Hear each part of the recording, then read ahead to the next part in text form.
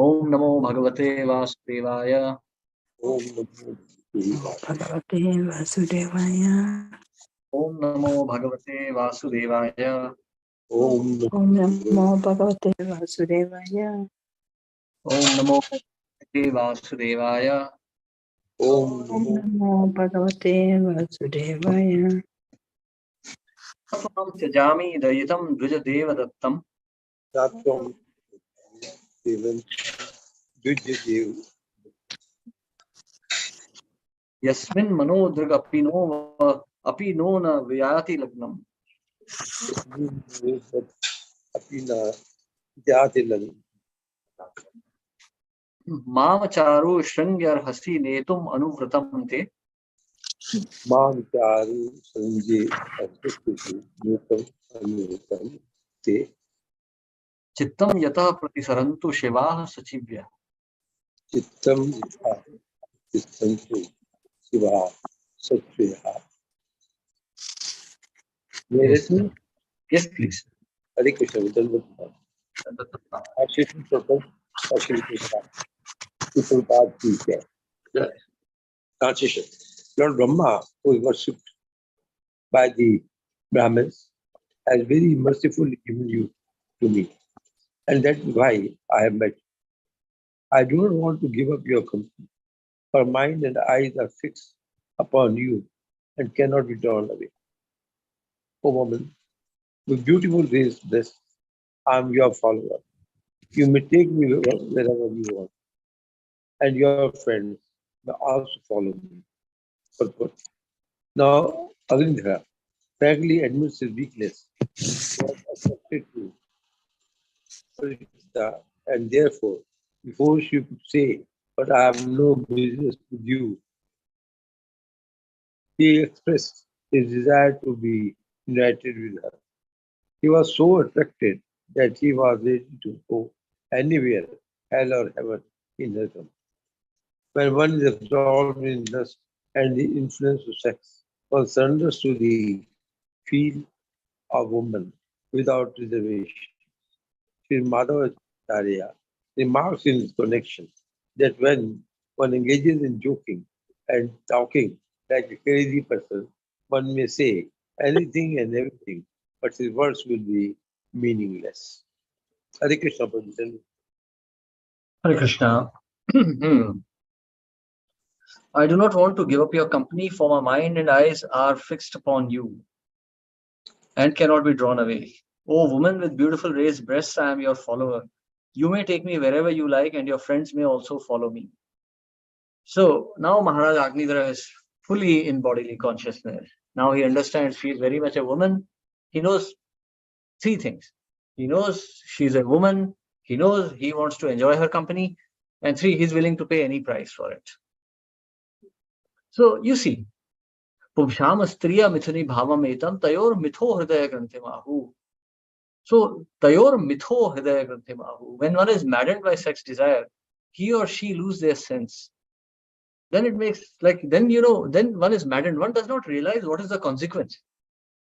Like Srila Prabhupada loved to quote this example of Helen of Troy. A whole empire was destroyed simply because of the beauty of Helen. So you see, the prince just wanted to enjoy the association of another man's wife. He kidnapped her and the whole civilizations fought with each other and whole of Troy was destroyed. So that is the power of sex life. That's why it's called Tayora Mitho Hridaya Grantimahu. Hard knot of illusion in the heart. Hard knot of illusion within the heart. And then there is no sense, no reasoning left. A man captivated by lusty desires is maddened. It's just maddened.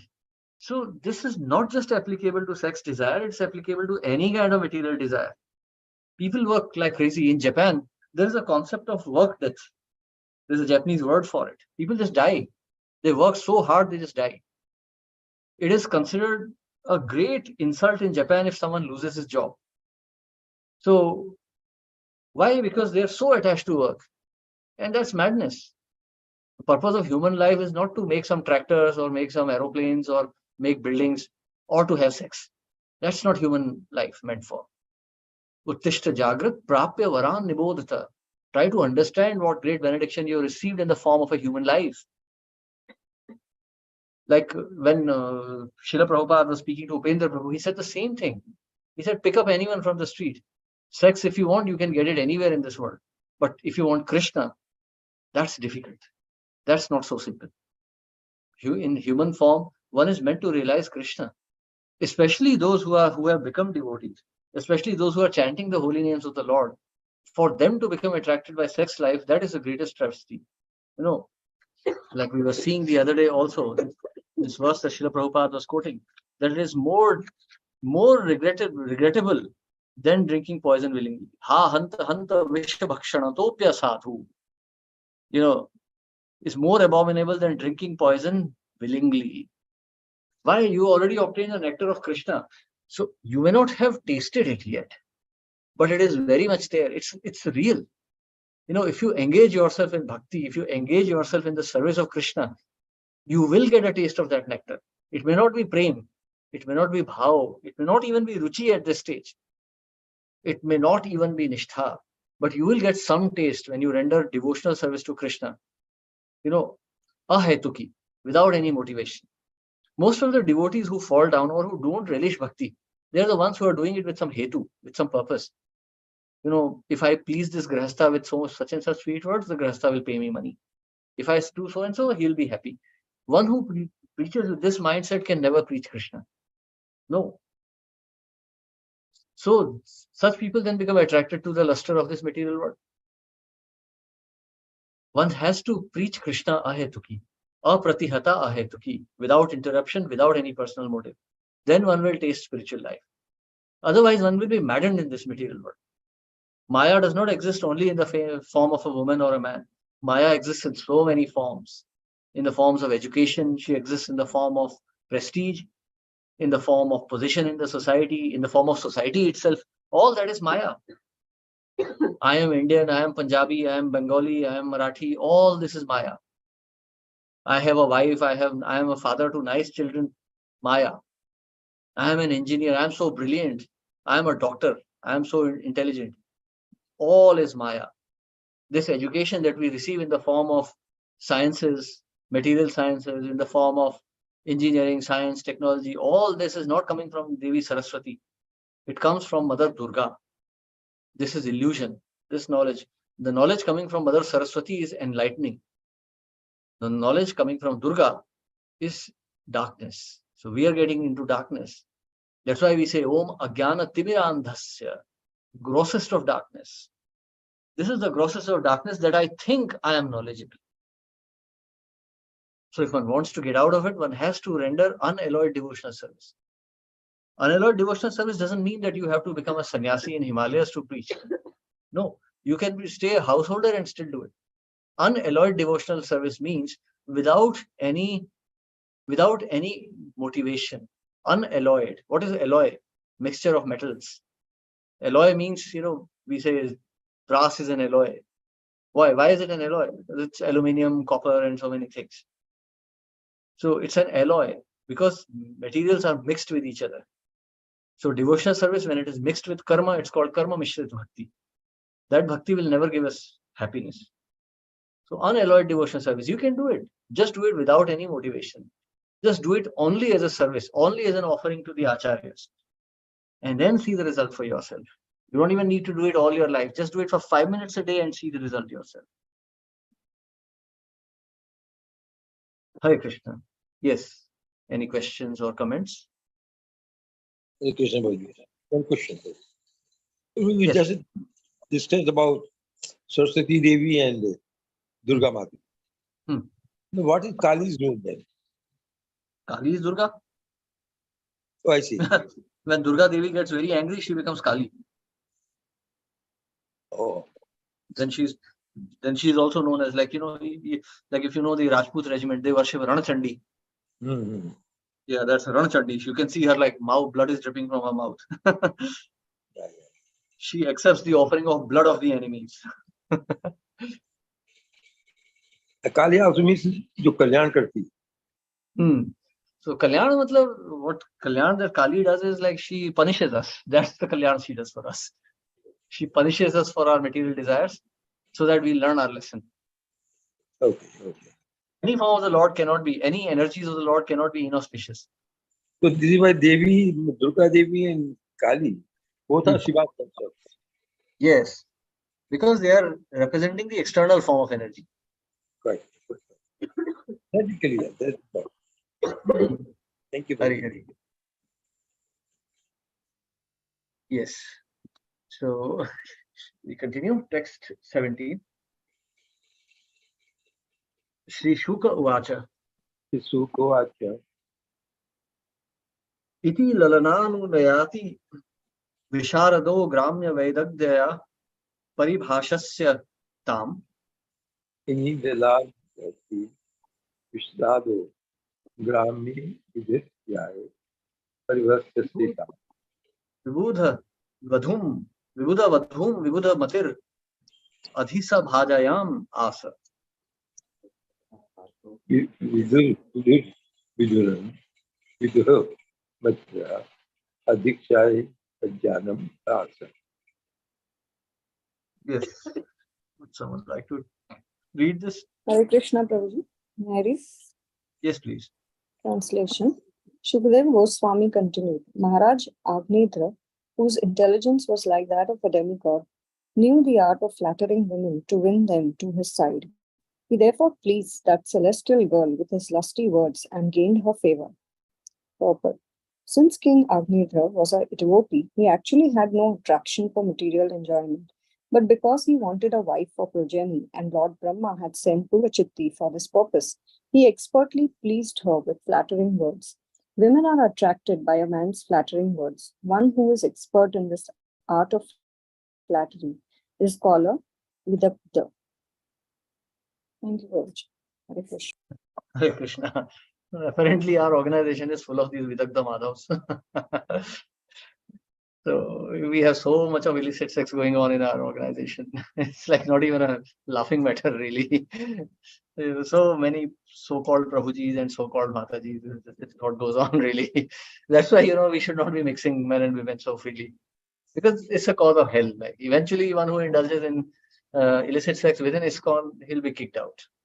He cannot attain association of Srila Prabhupada. No matter how much crying and screaming will go on, they'll be kicked out. Eventually, acharyas are very strict in this matter. You cannot indulge in illicit affairs within our movement. This is Mahaprabhu's own movement. Mahaprabhu does not tolerate hypocrisy. So you see, this is the nature of a man occupied by lusty desires. So you see, Maharaj Agnidra was a devotee. So therefore, you see, Maharaj Agnidra is not crossing the bounds of religion. See, we see that Maharaj Agnidra was not a pure devotee. He was a devotee, not a pure devotee. His desire was to attain planet of Pitras. But to his, so we should also understand one thing, that when we are talking about Maharaj Agnidra, we are talking from a superlative platform. Meaning, we are not talking of Maharaj Agnidra as some ordinary man. All ordinary men, including us, we are like worms. We are like third class. We are insects as compared to him. He is a very pure soul. I mean, you don't take birth in the family of Manu like this. He's a great soul. That's why his mention comes in Srimad Bhagavatam. So Maharaj Agnidra, yes, he's not of the same caliber as his father. He's not of the same caliber as his grandfather or of Narad Muni, but he's certainly a great personality. So therefore, even when he is overcome by lusty desires, he is not crossing the bounds of religion. That lady, Purvachitti, has been sent for his association only. But he is not, he is employing these kind of lusty words here. But still, you see, he's talking within the perspective of dharma. He wants to accept her as his consort, not as a concubine. So Maharaj Agnidra is not interested in illicit sex. This is one point you must understand here. He's talking from the perspective of dharma only. He just doesn't want to simply enjoy her body. He wants her association because he also wants good progeny. Not like today's lover boys who just want to have sex and no children, to run away. No. So this is the distinction. So you have to understand this very carefully. See, Srimad Bhagavatam is not an ordinary book. It's not even mentioning common principles of dharma. In Srimad Bhagavatam, there are variety of shades of this philosophy. You have to go really into the depths to understand this. So Maharaj Agnidra wants to advance in spiritual life in the association of Purva Chitti. His objective is still advancement.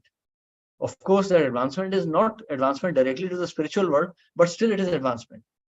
He is not like some degraded man of Kali who just wants to enjoy the senses grossly. So he would be what we would describe as a proper Varnashram candidate, a proper Varnashram Grihastha. In today's age, we are not. We are just degraded men. We just want to enjoy money. We want to enjoy some power and, just engage in some association of Krishna. So here we see, so he's a Vidagdha because he's an expert in flattering women. But this is only possible when one has lusty desire in the heart. A devotee, a pure devotee, has no business trying to know how to attract women. By mercy of Krishna, all forms of knowledge are revealed within the heart. But a devotee does not take any interest in that. We see the example of Shukadeva Goswami himself. When Shukadeva Goswami was walking, there were young girls taking bath in the river. And if you know the Vedic custom, according to Vedic custom, when men enter water for taking a bath, they wear gamcha. But when ladies enter the water, they have to enter the river without any clothes. That's the rule. So you can imagine, that's why bathing places for men and women are always separate in Vedic culture. Like if you go to Mayapur today, you will see that the bathing ghat for men and women are half a kilometer separated. And they have very separate entrances. You can't go from one ghat to another. That's the Vedic culture. Because in old ages, people didn't have bathrooms and stuff like that. So Maharaj Agnidra, he's being a proper grihastha here. So in the Vedic culture, this kind of mixing is not encouraged.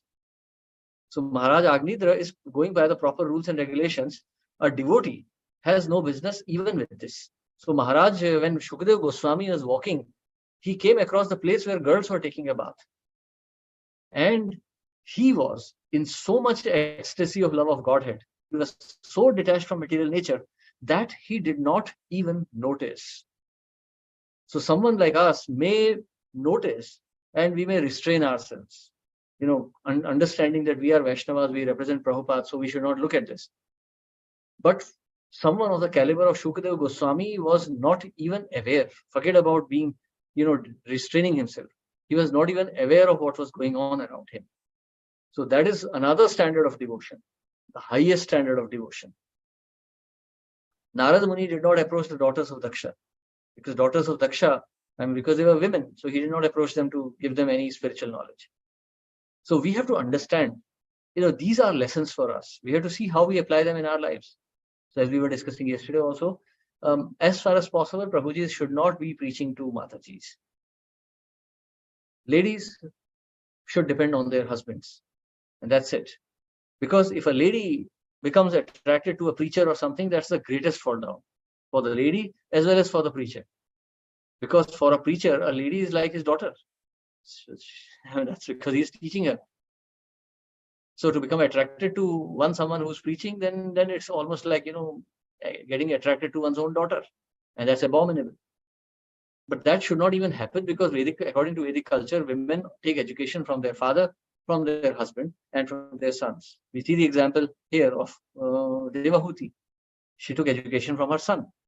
And she mentioned very explicitly, she said that I am such an unfortunate soul that I was the wife of a self-realized personality, but I did not take advantage of that association. I instead wasted that time in simply engaging in activities of bodily enjoyment.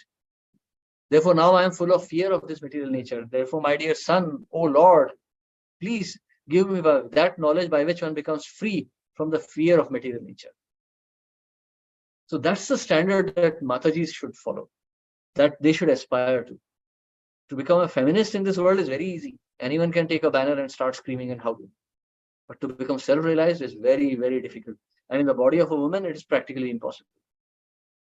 So, journey is a very difficult one. One has to understand and live within the bounds. Hare Krishna. Yes, any questions or comments here? No, Prabhuji. Hare Krishna. Yes, Prabhu. Boliye. Dhanyavad Pranam, Prabhuji. Dhanyavad. Prabhuji, I just could not hear clearly that you said something that about Matajis should not preach or Prabhujis should not preach Matajis. And something my network was little not clear. So Mataji should not be attracted or something, some once no, you pointed. Could you please, Prabhuji, repeat again? Oh, yes, definitely, Prabhu. So, as far as Regarding possible, preaching, Prabhuji, then yes, Prabhuji. yeah. So, as far as possible, Prabhujis should not preach to Matajis directly, at least not face to face. Because now we are a mature movement, so it is expected that we must have at least some senior Matajis who have understood the philosophy properly. The greatest dharma for a woman, even a devotee woman, is chastity to her husband. If she becomes unchaste, then she's lost. Like it's a very dangerous situation, very dangerous. Like imagine an aeroplane is flying and there's fire. It's almost a certain death. So for a Mataji to become attracted to any other man than her husband, it's almost a certain death. Because one thing is 100% that she'll be taking another birth. She's not going back to Godhead. But there's a very great chance, especially if the relationship degenerates into a physical relationship, there's a very great chance that she'll sink into animal kingdom. I mean, Jada Bharat, what was his fault? Bharat Maharaj. He was just compassionate to a deer and still he had to take an animal body. And here we are talking about a personality who has taken a female body, first of all, out of lusty desires. And then again, there she has broken all the rules and regulations of that particular body and indulged in illicit sex. Then the demigods are going to punish her severely. So, of course, in some life, she will again come back to devotion, but there will be severe punishment in between. So, that's the reason why a preacher should avoid preaching to the opposite sex. I mean, in some cases, it becomes practically impossible. But as far as possible, this male-female mixing during preaching is a dangerous game to play. So that's one thing. Of course, I'm not saying that we should stop. If some Mataji urgently needs knowledge and we say, no, we don't preach, that is foolishness. But we should, as far as possible, as a matter of etiquette, try to avoid it.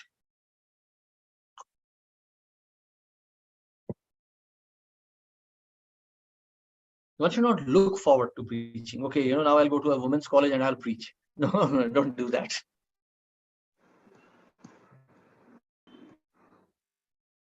Hare Krishna. Yes, Prabhu. Prabhuji, I'm audible? Yeah, you're audible.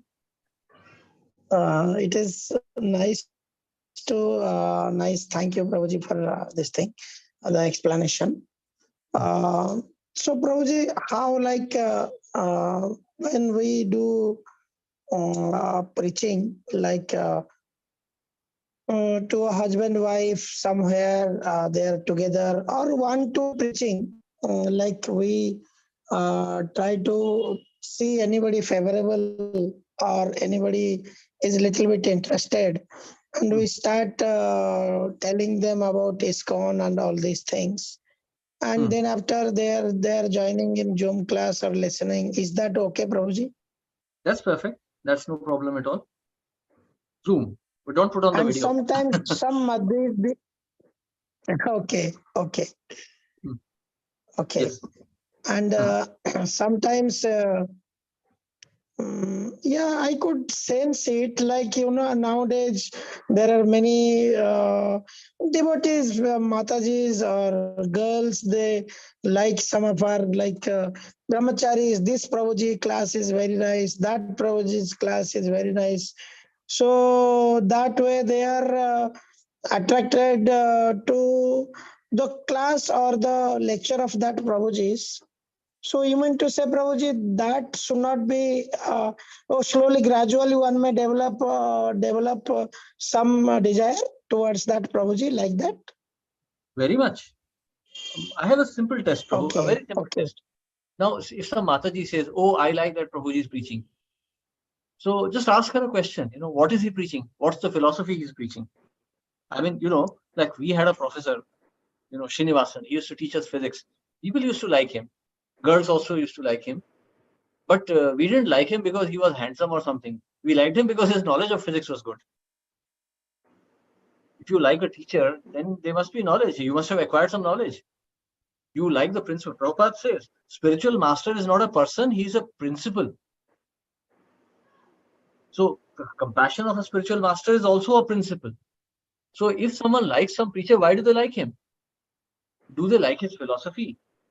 Do they like the Siddhanta, or they just like the appearance? This Prabhuji is so tall and handsome, he speaks, he has such a nice voice, such a confident personality. That is bodily attraction. That is lust. That is plain sex attraction, nothing else.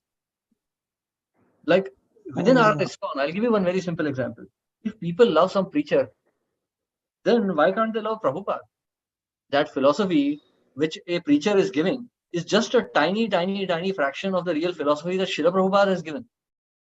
So if some Mataji comes to me and says, Prabhuji, I like your lecture, and then goes on to say that she is not so attached to Srila Prabhupada's lectures, that means she is lying. Because what I am speaking is only the words of Srila Prabhupada. So that means it's just an attraction to one personality. It's not an attraction to the philosophy or the principle. So it means it's just a subtle sexual attraction. It is not a pure devotional principle.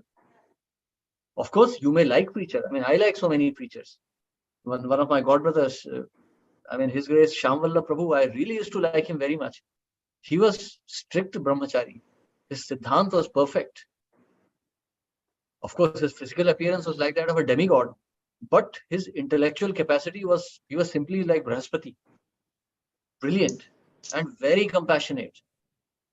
When he passed away, people came to realize that he had preached to almost 300 people or more. God alone knows how many people he preached to, but nobody knew about that because he was not blowing his trumpet. He was a very underground preacher, but brilliant. His knowledge was unbelievable. You listen to him for 6-8 hours. I have done that. I listened to him for 12 hours once, straight. What a personality he was. So you see, that is Siddhanta. That is Siddhanta. There are many more handsome preachers, but we don't like to listen to them because the Siddhanta is not correct. They're just speaking some nonsense. In a preaching movement, attraction should always be to the principle, not to the person. Yes, Prabhu. Prabhuji, my another question, last question is, so if for preaching purpose we are sharing some videos of a preacher, a Prabhuji preacher, to some Matajis or in a group, so here the Matajis, we should share to them or not? We can share if the knowledge is very important, but also make sure that they are hearing the philosophy. See, it's like this, Prabhu. Okay. It's very simple. Now, imagine this Purva Chitti coming in front of us. What will be our mind? We'll also be attracted. See, understand, whether a man is a preacher or not, he's a man. He's in a male body. And the Mataji who's listening is in a female body. Whether one likes it or not, there is always this subtle attraction, male and female. See, now I'm just talking from a very practical perspective. Srila Prabhupada encouraged everyone. Vishnujan Swami, he used to look like a demigod. He was a handsome personality. If you see some videos of Vishnujan Swami or some of his photographs, he was like Hollywood level handsome. He was not some ordinary handsome. And he had a phenomenal voice. His singing was like a Gandharva. His personality was supremely attractive. Prabhupada allowed him to preach in public. So many ladies were getting attracted by him, but Prabhupada allowed him because he was embodying the whole principle of preaching. He had taken to heart Srila Prabhupada's preachings. That's why Prabhupada allowed him. So that was a practical consideration. But now when we are seeing the adverse effects, when we are seeing so many things happening. Now I'll give you one very practical example. I'm not going to name anybody here, but I have a godbrother, and he's a very good friend of mine. His elder brother was a very famous preacher. So this Prabhuji is this Prabhu who's my friend, he's a brahmachari, but his elder brother was a grahastha, and he was preaching fiercely. And he was a very popular preacher in a small town. And it became, things reached a level where he stopped working also. The congregation was taking care of his financial needs. He was a perfect preacher. But in the course of preaching, because he was preaching to grahasthas, one young girl kind of became attracted to him, and he started preaching more personally. It began very innocently. This Prabhuji was preaching with all innocence and all good intentions. But gradually, Pumshama Striya Mithuni Bhavametam, he became so attracted to her that eventually he had to separate from his wife. Or something like that happened. There was a big dispute, and the whole preaching mission collapsed. So we don't want that. We don't want that. Why should a Mataji be messaging us, in solitude to another Prabhuji, Hare Krishna Prabhu, I like your philosophy. Well, message Srila Prabhupada. Within your heart, sit in a meditation and say, Nama Om Vishnu Padaya Krishna Preshtaya Bhutale. And Prabhupada will reveal it to you. Srila Prabhupada is very much there. Offer a sincere prayer to Prabhupada and study his book. You will get your answer. So you see, these are practical considerations. And we are seeing more mischief coming out of this kind of male-female preaching than the positive benefits. So yes, so even in the old days, when Srila Bhaktisiddhanta Saraswati Thakur was also preaching, Thakur Prabhupada would sit and he would preach, and he would be surrounded by brahmacharis and sannyasis, then grahasthas, and then the ladies behind that. And if a lady had a question to Srila Prabhupada, then she would have to accompany with her husband or father. So Bhaktisiddhanta Saraswati Thakur, in the last days of his life, one Mataji wanted to discuss with him, but Bhaktisiddhanta Saraswati Thakur would not listen.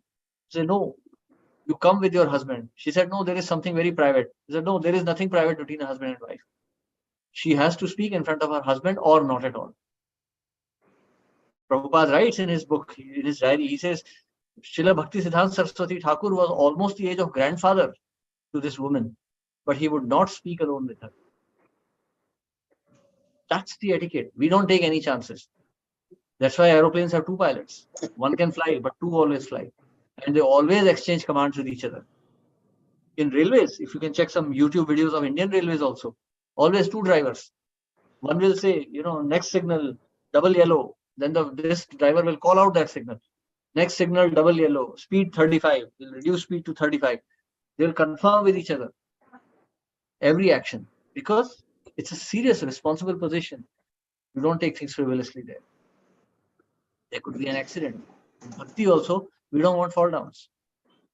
So we take all precautions.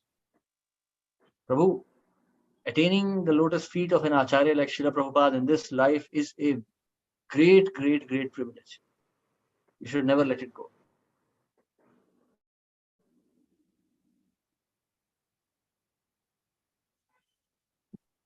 Hare Krishna. Thank you, Prabhuji. Very much Hari clear. Hari Bol. Hare Krishna. Hare Krishna. I know, Prabhu, ye hai thoda practical consideration hai. When we are grahastha preachers, many Matajis come. And today, in today's age, many Matajis have husbands who are not devotees. They're not devotees, simply not devotees. Too lazy, too passionate. But this is a consideration we have to take, because I have seen, Prabhu, in my own eyes, I have seen these kind of fall downs.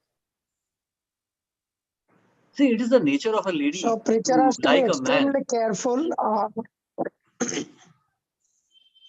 See, So Prabhu, Prabhuji, preacher has to be extremely careful, and like Prabhupada somewhere say, if it is a genuine, if there is a genuine business, genuine purpose, so other than that, there should not be, one should not mix with women.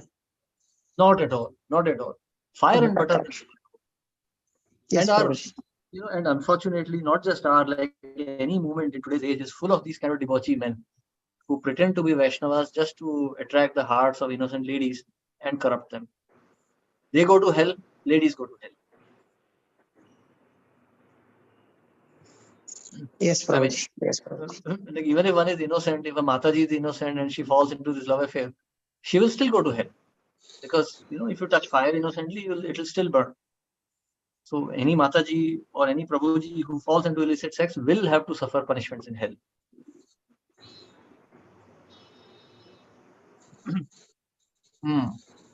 So we take one last verse for the day, text 18. Sacha tatastasya veera yutha parer buddhi shila rupa vaya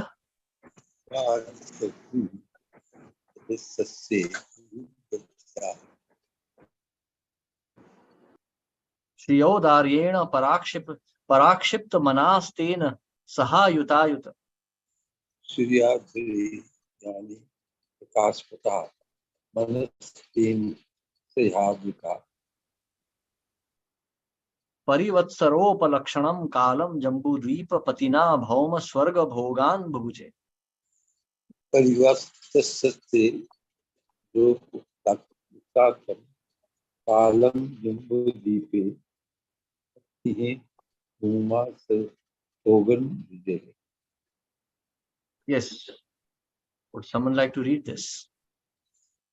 Married too. Yes, please. Hare Krishna. Thank you. Translation purport by Sri Prabhupada. Translation: attracted by the intelligence, learning, youth, beauty, behavior, opulences, and magnanimity of Agindara, the king of Jambudvip, the master of the heroes, Parivasita, lived with him for many thousands of years and luxuriously enjoyed both worldly and heavenly happiness. Purport: by the grace of Lord Brahma, King Agindra had the heavenly girl with the found their union quite suitable. Thus they enjoyed worldly and heavenly happiness for many thousands of years. Hare Krishna. Hare Krishna. So you see, attracted by intelligence, learning, youth, beauty, behavior, opulence, and magnanimity of Agnidhar, Purva Chitti lived with him for many thousands of years. So she was attracted. All these qualities are coming from Krishna. So certainly, if one is attracted to a man, one can also be attracted to Krishna. Actually, it's the nature of living entity to be attracted to Krishna, but in ignorance, he's just getting attracted to some male or female forms.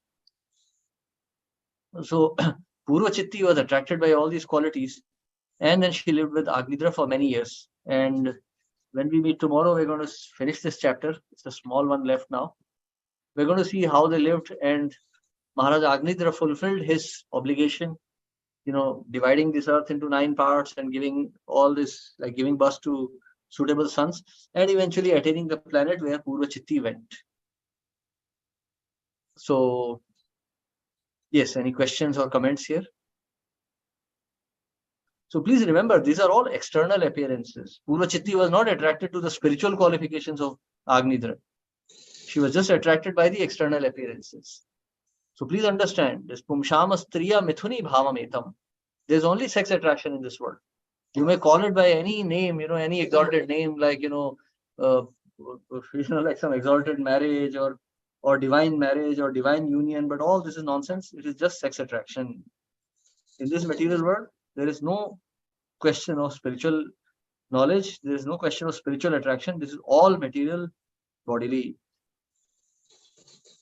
Hare Krishna. Yes, any questions or comments? Okay, then we stop here today. Thank you very much. Hare Krishna. Srila Prabhupada ki jai. Jai. Thank you, Thank you Prabhuji. very much. Thank you. Prabhuji.